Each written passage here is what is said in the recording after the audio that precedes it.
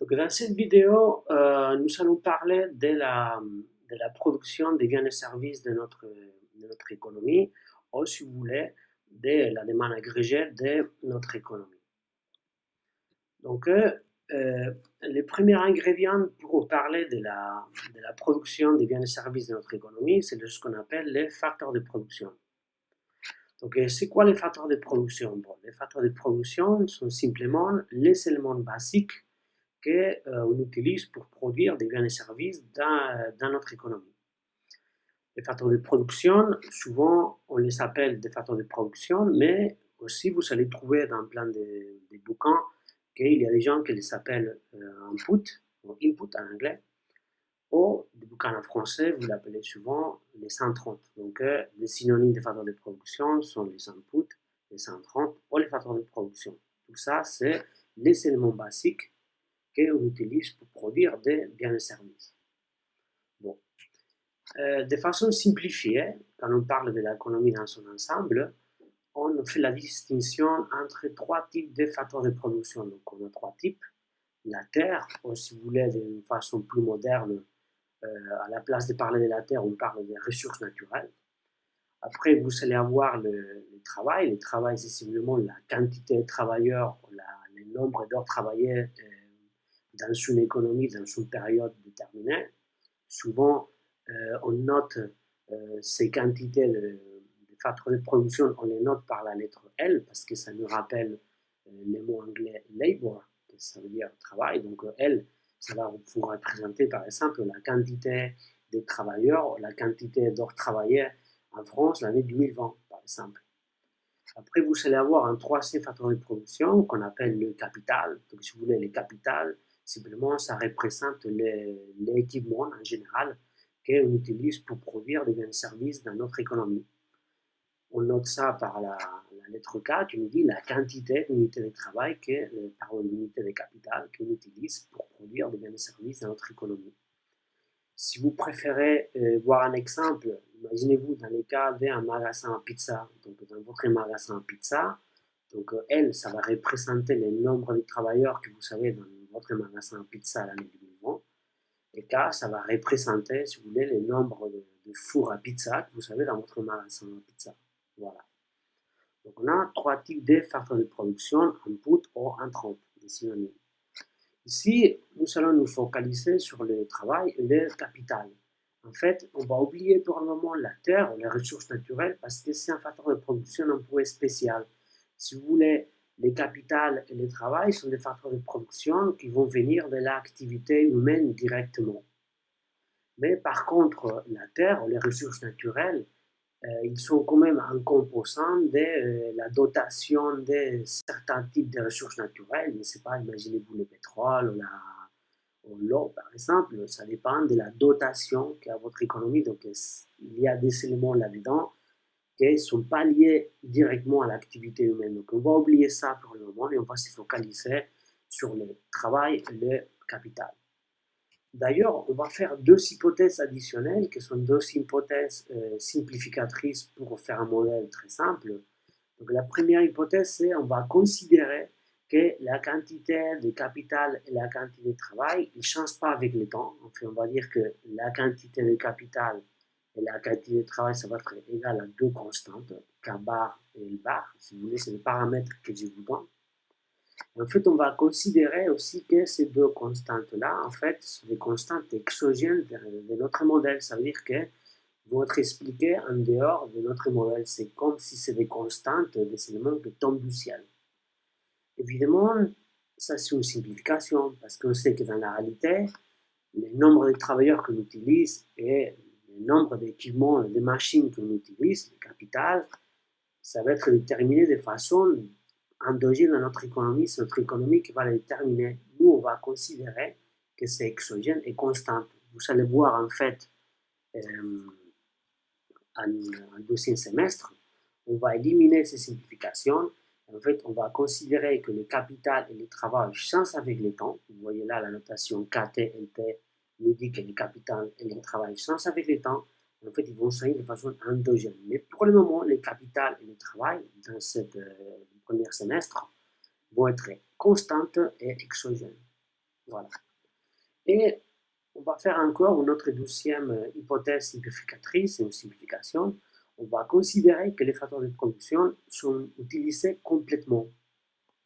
Là, bah, évidemment, il pourrait y avoir quelqu'un qui va sembler cette hypothèse comme un peu évident. Évidemment, on va utiliser tous les facteurs de production. C'est un peu stupide, pas utiliser ou gaspiller les facteurs de production. Mais en fait, si vous réfléchissez un peu, vous connaissez déjà, vous avez déjà en tête un exemple de un gaspillage de un facteur de production. Rappelez-vous du concept de chômage. Si vous voyez du point de vue pratique, la quantité de travailleurs, elle, en fait, c'est la population active de notre économie. La population active de notre économie, rappelez-vous, c'est les gens qui sont dans l'âge de travailler et qui sont en capacité de travailler. Mais vous savez que dans la réalité, il y a un pourcentage de la population active qui ne travaille pas. En fait, pas toute la population active travaille. Donc, cette idée de qu'il y a un pourcentage des gens qui ne travaillent pas, que ce sont les chômeurs, ça veut dire qu'il y a une partie du facteur de production de travail qui n'est pas utilisé complètement, qui est gaspillé.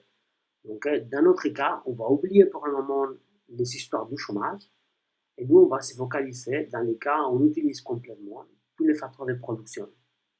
Vous allez éliminer cette hypothèse-là. En L2, si vous continuez en économie, vous allez avoir un modèle où on a vraiment l'explication de cette chômage, si vous voulez, du gaspillage des ressources de travail. Donc voilà, on va considérer ces deux hypothèses.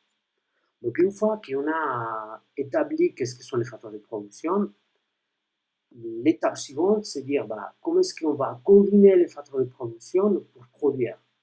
Donc cette idée de comment est-ce qu'on va combiner les facteurs de production pour produire, c'est ce qu'on appelle la technologie de production. Donc la technologie de production, il nous dit comment on va produire, comment est-ce qu'on va combiner les facteurs de production KEL pour produire une certaine quantité de biens et de services. La façon mathématique d'exprimer ça, c'est très simple, c'est le concept de fonction de production. Donc, qu'est-ce que nous dit la fonction de production? Il va nous dire, avec une certaine quantité K de capital et une certaine quantité L de travail, combien on va produire de biens et services, combien de Y on va produire. Je vais vous donner un exemple. Imaginez que vous avez une fonction de production linéaire. Je vais faire ça au tableau. Donc, imaginez-vous que vous avez une fonction de production de ce type-là, donc K, E, L, et imaginez-vous que la fonction de production, un exemple typique de cette fonction de production, ça va être une fonction de production linéaire. Donc f de K de L égale à K plus L. Imaginez-vous ça. Donc dans ces cas-là, qu'est-ce que nous dit cette fonction de production? Imaginez-vous que vous savez, je ne sais pas, votre magasin à pizza, vous savez, c'est pas 4 fours et vous savez 16 travailleurs. Donc dans ces cas-là, combien de pizzas on va produire? On va produire F de 4, 16. Voilà. Ça, c'est la quoi? A, 4 plus 16 égale à 20. Donc voilà une fonction de production. Évidemment, la fonction de production pourrait être beaucoup plus compliquée. En fait, on a des fonctions de production plus réalistes, comme celui-là, qu'on appelle la fonction de production comme Douglas. La fonction de production comme Douglas, c'est une fonction de production que vous allez utiliser plein de fois en économie, parce que vous allez voir dans quelques minutes, ces fonctions de production ont des propriétés très liées à la réalité. Je vais vous expliquer, je vais vous donner un exemple de cette fonction de production. Donc, je vais vous donner un exemple spécifique des fonctions de production comme Douglas. Donc, on a une fonction de production comme Douglas. Rappelez-vous, c'était une fonction de ce type-là. Donc, A, K à la puissance alpha et à la puissance bêta.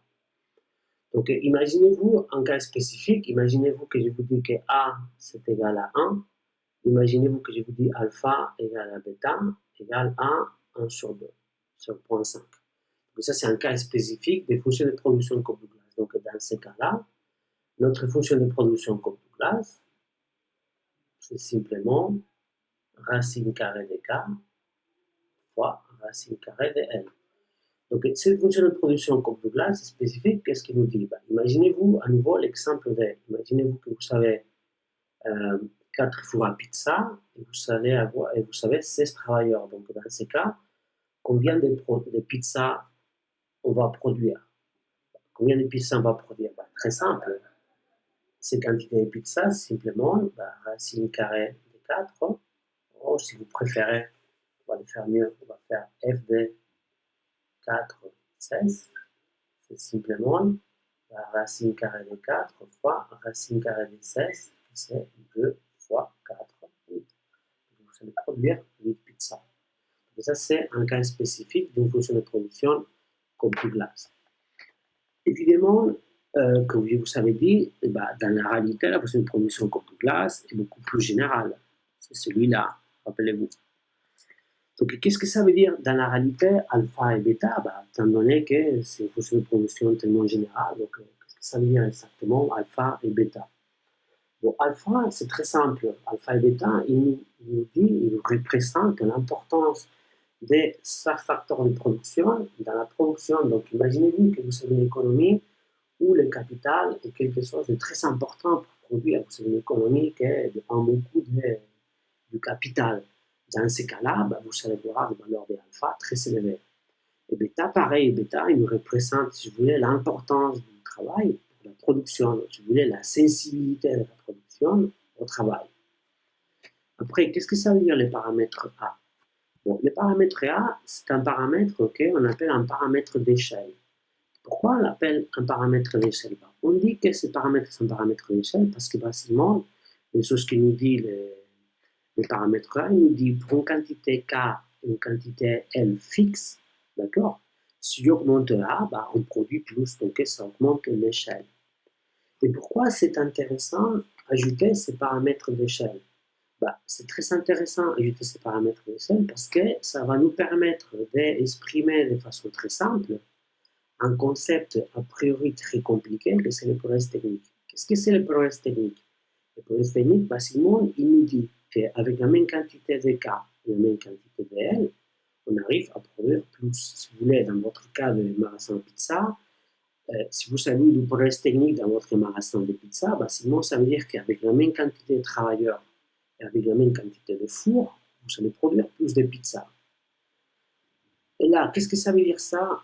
C'est quoi la relation de ça avec les paramètres d'échelle? Si vous voyez que A augmente avec le temps, en fait, cette augmentation de A avec le temps, on pourrait les lier à les progrès techniques. Donc, quand A augmente avec le temps, c'est une façon très simple d'écrire le progrès technique. Donc, quand vous voyez qu'A augmente avec le temps, ça veut dire que vous avez du progrès technique. Donc, c'est une façon très simple d'expliquer de façon mathématique ou d'exprimer de façon mathématique cette idée du progrès technique. Voilà. Donc, ça, c'est la comme Douglas. Évidemment, la fonction de production, c'est quelque chose de beaucoup plus général qu'une fonction de production comme Douglas. Je vous ai montré ici un exemple d'une fonction linéaire. Ici, c'est la courbe Douglas. Et on pourrait vous montrer une quantité énorme de fonctions de production différentes. Donc, une question qu'on pourrait se poser, c'est finalement, c'est quoi les propriétés désirables qu'on devrait avoir des fonctions de production pour représenter bien la production agrégée d'une économie? On va voir ce type de propriétés. Okay?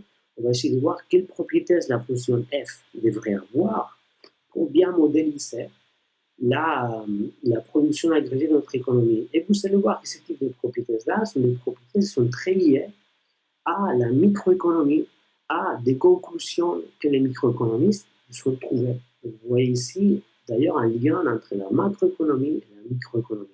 On se base toujours dans les comportements individuels pour faire une agrégation doit être consistante avec la théorie microéconomique.